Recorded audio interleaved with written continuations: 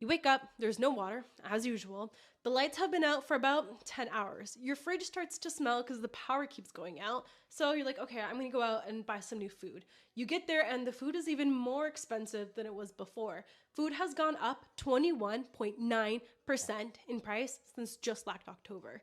Actually, food prices have gone up 12,000% since 2009. So that's like a tomato being worth $1. Now that same tomato is worth $12,000. That's how crazy the food situation is in Venezuela. These rolling blackouts, too, that I mentioned, have a huge effect on the hospital systems. Often, you will be in the middle of surgery and the electricity goes off. So you have a country where you have very little access to food, and we know little access to food usually means a huge increase in crime. That has happened in Venezuela. You have a dangerous country, you don't have access to food, water, electricity, and your hospital systems have been terrible. On top of these brutal living conditions, you have this political violence hovering on top of you. If you speak out about what's happening, you are very likely to be disappeared into El Helicoide, which is the largest torture center in the Americas. In July of 2024 came Operation Tuntun. So basically, the government would come knocking on your door if you made any posts that were against the government.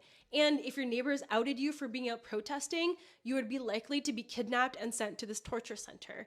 In just the month of July 2024, 1,900 political prisoners were taken. Those numbers have gone up to over 3,000, most of those being youth and most of those being underage girls. Since 2014, there has been 17,888 politically motivated arrests in Venezuela. More than 8 million Venezuelans have fled the country. Our families are scattered across the world because we can't safely live home. And back in Venezuela, the regime allows mining that is tearing apart the Orinoco Delta, poisoning rivers with mercury and displacing indigenous people, allowing miners to go into indigenous territories, spreading diseases, and kidnapping and human trafficking indigenous women. So when you see Venezuelans expressing support for an invasion, please understand, no one wants to be invaded, especially not by a country with such a brutal, violent global history. But Venezuelans are running out of options.